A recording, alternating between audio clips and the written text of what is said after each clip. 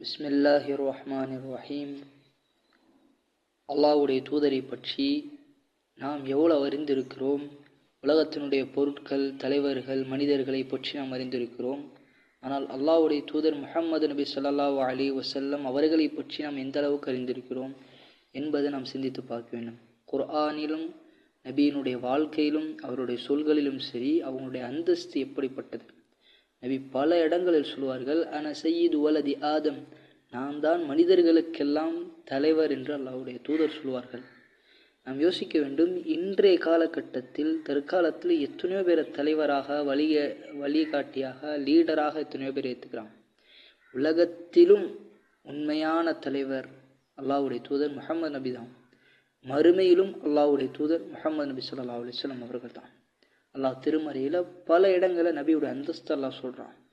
முன் வேதங்களில் நபியை பற்றி இருக்குது. ஈசா அலைஹிஸ்ஸலாம் சொல்வார்கள், முபஷ்ஷிரம் பி ரசூலி யஅதி மின் பஅதி இஸ்முஹு அஹ்மது, எனக்கு பின்னால் அஹ்மது என்று சொல்லப்படக்கூடிய ஒரு நபி வருவார், அவரை நான் இப்பொழுதே உங்களுக்கு சுபச்சியை சொல்கிறேன். ஈசா அலைஹிஸ்ஸலாம் சொன்னார்கள். தௌராத், இஞ்சில் என்ற முன் வேதங்களில் நபியை பற்றி இருக்குது. மக்தூபன் ஐந்தஹும் ஃபித் தௌராத்தி வல் இஞ்சில் என்று குர்ஆன் சொல்லி காட்டுகிறார். நபியினுடைய உடல் உறுப்புகள் அல்லாஹ் சொல்கிறான்.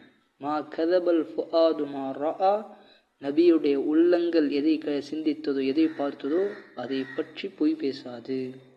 அல்லாஹ் நபியினுடைய உள்ளத்தை அல்லாஹ் சொல்லி காட்டுகிறான். நபியினுடைய நாவை பற்றி அல்லாஹ் சொல்றான், இன் ஹுவ இல்லா வஹ்யு யூஹா, நபி பேசினால் தன் மன ஆசைப்படி பேச மாட்டார், அவர் பேசுவதெல்லாம் வஹி என்று குர்ஆன் சொல்லி காட்டுகிறது.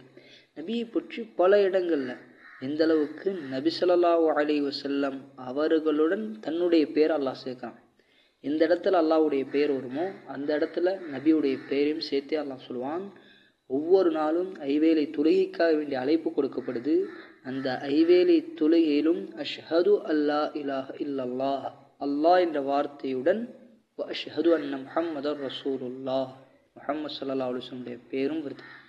குர்ஆனில் அல்லாஹ் சொல்வான், மை யுத்இர் ரசூல் ஃபகத் அதா அல்லாஹ், யார் இந்த இறை தூதர் முஹம்மது நபிக்கு கட்டுப்பட்டாரோ அவர் அல்லாஹ்வுக்கே கட்டுப்பட்டதை போன்று என்று அல்லாஹ் சொல்லி காட்டுகிறான். இப்படி பல்வேறுபட்ட அந்தஸ்தை உடையவர்கள் தான் அல்லாஹ்வுடைய தூதர் ஸல்லல்லாஹு அலைஹி வஸல்லம். நமக்கான ரோல் மாடல் யாரு?